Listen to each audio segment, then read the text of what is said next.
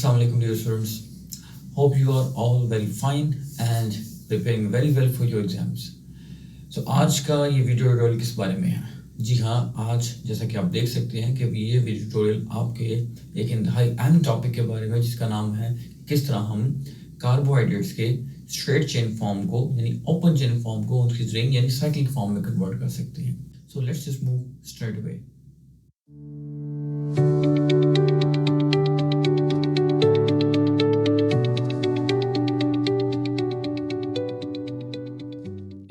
So let's start. So we need to draw the linear form correctly. This is very important. अगर आपकी linear form correctly draw नहीं होती, so आप इस structure को properly draw नहीं कर पाएंगे. Let me draw the carbon first carbon, carbon 2, 3, 4, 5 and 6. We have got 6 carbons here. Okay, normally जिस तरीके से इसकी नंबरिंग की जाती है और इस तरीके से इसको मॉलिक्यूल को ड्रॉ किया जाता है, तो this carbon is used to be the carbonyl carbon. You should know that कि ऑलरेडी कि कार्बोनाइल कार्बन किसको कहते हैं? A carbon that has a oxygen atom attached with it with two bonds. That means a double bond. Glucose के molecule में second carbon पर यहाँ पर हाइड्रोक्सिल ग्रुप मौजूद होता है. थर्ड में इस साइड पर हाइड्रोजन मौजूद होती है. देन फोर्थ में हाइड्रोक्सिल, फिफ्थ में हाइड्रोक्सिल इस पोजीशन पर मौजूद होता है. और अब इन्हीं कार्बन्स के बाकी ग्रुप्स को भी अटैच कर लेते हैं. यहाँ पर हाइड्रोजन आ जाएगा क्योंकि दूसरी साइड पर हाइड्रोक्सिल मौजूद है. यहाँ पर भी हाइड्रोक्सिल आ जाएगा क्योंकि इसकी दूसरी साइड पर हाइड्रोजन मौजूद है. इस साइड पे हाइड्रोजन एंड इस साइड पे भी हाइड्रोजन. ये जो आपकी कार्बन नंबर 6 है, इस कार्बन पर हाइड्रोक्सिल को हम इस साइड पर ड्रॉ कर लेते हैं और इसके बाकी दो बॉन्ड्स यानी कार्बन की वैलेंसी को मुकम्मल करने के लिए हाइड्रोजन को अटैच कर लेते हैं. So we have got our glucose molecule drawn over here.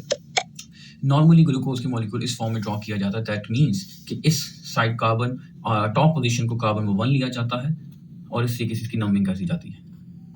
Remember that whenever you are numbering हमेशा इसको राइट टॉप पर ड्रॉ कीजिएगा कार्बन के नंबर को शो करने के लिए.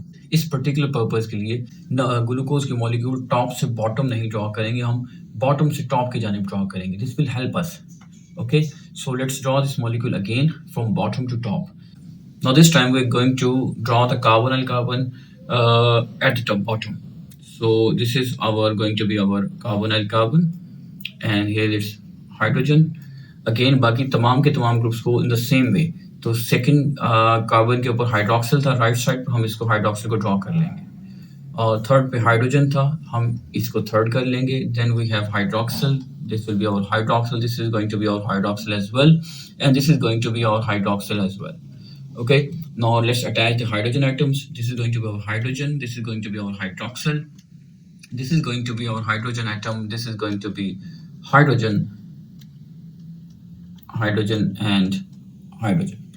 So इस दफा हमने इस ग्लूकोज के मॉलिक्यूल को टॉप टू बॉटम इसको ड्रॉ कर लिया. ऐसा क्यों किया है? Because this will help us when we are going to bend the molecule to make the cyclic form. Let's number it again. This is one first carbon, this is second carbon, this is third, this is fourth, fifth and sixth.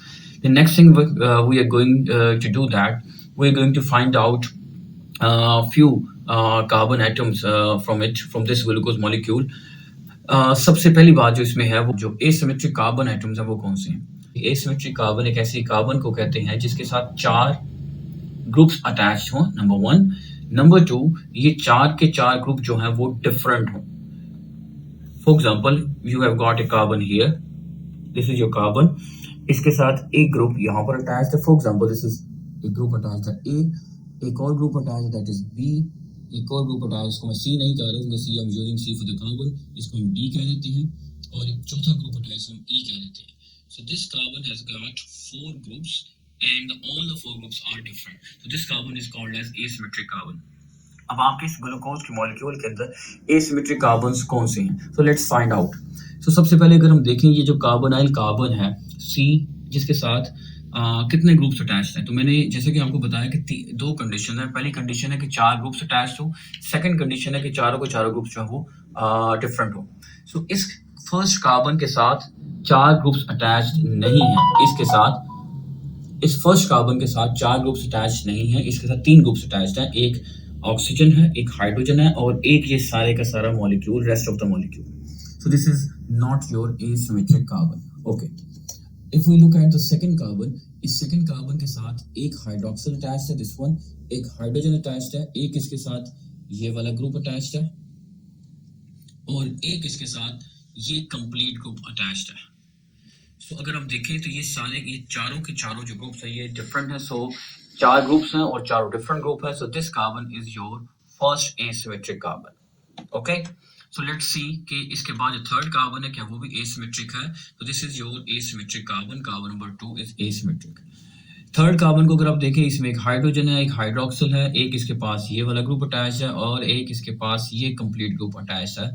So third carbon is also an asymmetric carbon. So let's tick it.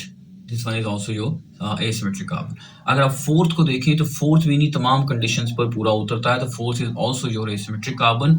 Fifth को देखें, fifth के पास एक hydroxyl मौजूद है, एक hydrogen मौजूद है, एक ये वाला ग्रुप अटैच्ड है और एक इसके साथ ये कंप्लीट ग्रुप अटैच्ड है. तो fifth carbon is also your asymmetric carbon. अगर आप सिक्स को देखें, सिक्स के साथ एक हाइड्रोक्सिल, चार ग्रुप्स तो अटैच्ड हैं लेकिन एक हाइड्रोक्सिल जबकि दो हाइड्रोजन अटैच्ड हैं. तो six carbon is not your asymmetric carbon. So यहाँ पर हमें एक चीज जो हमने एक बात जो हमने डिटरमिन कर लिया कि ग्लूकोज के मॉलिक्यूल के अंदर कितने एसिमेट्रिक कार्बन मौजूद हैं. तो ग्लूकोज के अंदर 4 एसिमेट्रिक कार्बन एटम मौजूद होते हैं. Okay, that is second, third, fourth and fifth. Now we are going to determine another important thing जो कि हमारे इस ग्लूकोज के मॉलिक्यूल को रिंग की फॉर्म में कन्वर्ट करने के लिए बहुत ज़रूरी है और वो क्या है, एक और टर्म जिसे हम कहते हैं penultimate carbon. So what is a penultimate carbon? एक पेनल्टीमेट कार्बन एक ऐसी कार्बन को कहते हैं जो कि लास्ट एसिमेट्रिक कार्बन होती है. सो ग्लूकोज के मॉलिक्यूल में first asymmetric carbon was your carbon number 2. This is your first asymmetric carbon. This is your second asymmetric carbon. This is your third asymmetric carbon. This is your fourth asymmetric carbon, the carbon number 5. So carbon number 5 आपकी last asymmetric carbon है. So we will call this carbon our penultimate carbon. Why this is important? Penultimate carbon को determine करना क्यों जरूरी है? Because when you are going to bend this glucose molecule into the cyclic or ring form, then the interaction is going to be between the carbonyl carbon. Remember that it is always going to be between the carbonyl carbon, whether the molecule is an aldo sugar or it is a keto sugar. Glucose के molecule में जो आपका carbonyl carbon है वो आपका first carbon होता है, तो ग्लूकोज एक एल्डो शुगर है. तो जब भी आपका एसाइक्लिक फॉर्म यानी कि स्ट्रेट फॉर्म कन्वर्ट होगी साइक्लिक फॉर्म में, तो interaction is always going to be between interaction किसके दरमियान होगा जी? बिटवीन कार्बोनाइल कार्बन और दूसरी जो आपकी कार्बन होगी वो आपकी हमेशा पेनल्टीमेट कार्बन होगी. So this will tell you, इससे आप डिटरमिन करते हैं कि आपका जो कार्बोहाइड्रेट है वो साइक्लिक फॉर्म में कन्वर्ट होने के बाद वो एक 6 कॉर्नर्ड रिंग फॉर्म अटेन करेगा या एक 5 कॉर्नर्ड रिंग फॉर्म अटेन करेगा. So in this case our interaction is going to be between the first carbon, the carbonyl carbon and the last asymmetric carbon, that is our penultimate carbon. And glucose के molecule में ये 5th carbon होगा. Okay, so this is how it is going to be. So let's see कि अब हम glucose के molecule को draw करते हैं इसकी बेंड फॉर्म में जो कि अल्टीमेटली कन्वर्ट हो जाएगी साइक्लिक फॉर्म में. So let's draw the bend structure. So far we have reached these 2 points. We are done with this. We have drawn the linear form correctly. And second thing we have got here, we have located the anomeric carbon. That was our first carbon in glucose molecule. And second thing जो हम अभी तक determine कर चुके हैं वो है penultimate carbon को आइडेंटिफाई कर चुके हैं. If you can see that the step C here is draw the bend structure. So we're going to draw the bend structure. So what we are going to do, we're going to draw a hexagon in this form. So I've got my hexagon structure drawn here. Now what we are going to do, हम इसमें कुछ sides को remove कर देंगे, कुछ bonds को, और वहां पर क्योंकि हमने अपने एटम्स को अटैच करना है. So I am going to remove this. यहाँ पर एक कार्बन को अटैच करना है. So okay, so let's attach our carbons. So we have got, this is our first carbon, this is going to be our, a little small, yes, that's fine. So glucose का molecule जब bent form में convert होगा, so this is how going to be, this is going to be like this. Okay, this carbon is here, the rest of the carbon are going to be drawn here. Second carbon here, this is your third carbon, this is your fourth carbon, this is your fifth carbon, and sixth carbon is not going to be at this corner. Sixth carbon will be outside the ring over here. और क्योंकि six carbon का interaction में इस ring form में as such कोई role नहीं है, तो हम इसको जस्ट इन दिस फॉर्म यहाँ ड्रॉ कर देंगे, CH2OH like this. Okay, so how this interaction is going to be? Now we are going to attach the rest of the groups. If you can see that कि carbon 1 पे हमारे पास carbonyl group है, तो मैं carbonyl group को यहाँ पर इस तरीके से कार्बोनाइल ऑक्सीजन को यहाँ पर ड्रॉ कर रहा हूँ. This is our carbonyl oxygen. Okay, और ये उसके साथ इसकी हाइड्रोजन भी मैंने अटैच कर दी है. Okay, so the fifth carbon, this is your first carbon, this is your second carbon, third, fourth, fifth, and that was your sixth carbon.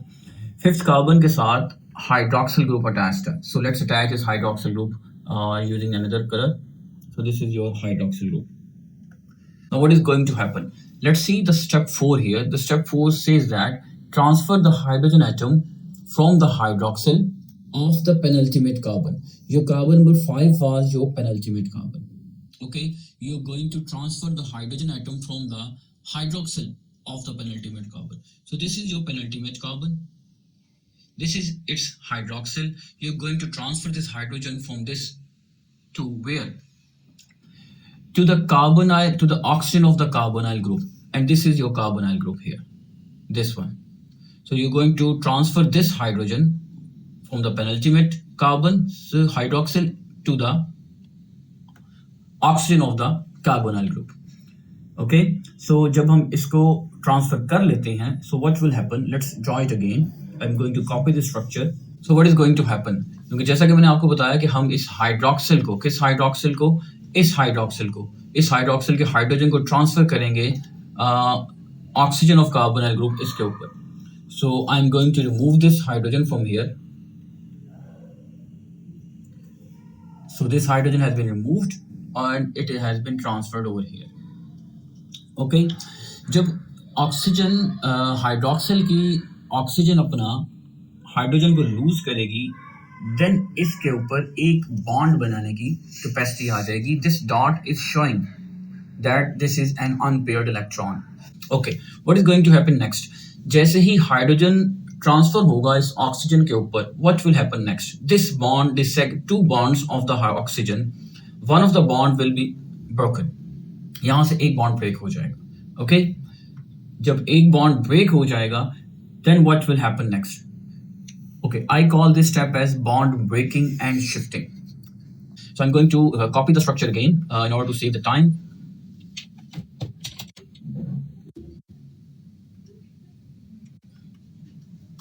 Okay, so what is going to happen? Bond breaking and shifting. Let's break this bond. This bond is gone now. So एक bond यहाँ पर break हो चुका है. Now what is oxygen? क्योंकि दो bond बनाती है, तो ऑक्सीजन का अपना एक बॉन्ड कार्बन के साथ तो मौजूद है और दूसरा बॉन्ड इस हाइड्रोजन के साथ मौजूद है. लेकिन if you can see that जब ये जो बॉन्ड ब्रेक हुआ है, ये इसका कार्बन के साथ था, this carbon with this carbon. तो कार्बन के पास अब नंबर ऑफ बॉन्ड्स 3 है. एक्चुअली जब ऑक्सीजन अपना बॉन्ड ब्रेक करेगी, तो कार्बन के पास एक अनपेयर्ड इलेक्ट्रॉन बन जाएगा, और वो है ये unpaired electron. Now what is going on here? आपकी ऑक्सीजन के पास भी एक अनपेयर्ड इलेक्ट्रॉन यहाँ पर मौजूद है, और आपकी कार्बन के पास भी एक अनपेयर्ड इलेक्ट्रॉन यहाँ पर मौजूद है. ये दोनों कार्बन एंड ऑक्सीजन अपने इन अनपेयर्ड इलेक्ट्रॉन को यूज करते हुए क्या करेंगे? आपस में बॉन्ड बना लेंगे. Okay, let's do that in order to save some time. Alright, so yeah, there we go. So next thing what we are going to do, and we are going to just raise these unnecessary signs here, because we are going to draw the bond between oxygen and carbon. So how this is going to happen? Actually, you know that I just told you that oxygen had an unpaired electron, and carbon also had an unpaired electron. So they will pair up their electron in order to make bond with each other. So this is how it is going to be. So now the ring has been closed. So we have got our ring form from the straight form to we have converted our molecule into its ring form. Now the next question that comes into the students' mind, those बच्चों के students के ज़हन में जो next question आता है वो क्या है कि अक्सर क्लास में से बच्चे भी स्टूडेंट्स क्वेश्चन पूछते हैं कि सर ये हाइड्रोक्सिल की पोजीशन जो है ये अपवर्ड होगी कि डाउनवर्ड होगी, this hydroxyl over here. Actually this hydroxyl position in half of the molecules, जब आप ग्लूकोज को इसके पाउडर फॉर्म को हम सोल्यूशन में कन्वर्ट करते हैं तो ग्लूकोज इन दैट फॉर्म इस साइक्लिक फॉर्म को अटेन करता है. तो there are 50% chances for the molecules कि उनमें हाइड्रोक्सिल की पोजीशन अपवर्ड हो, जैसा कि यहाँ पर आपके सामने ड्रॉन है, और 50% चांस कि हाइड्रोक्सिल की पोजीशन जो है वो मॉलिक्यूल में डाउनवर्ड मौजूद हो. So let me show you. मैं एक डाउनवर्ड पोजीशन इसको बना देता हूँ. There are 50% chances for both these things. Okay, so एक हाइड्रोक्सिल को हम नीचे कर देते हैं और एक हाइड्रोक्सिल को हम ऊपर ड्रॉ कर देते हैं.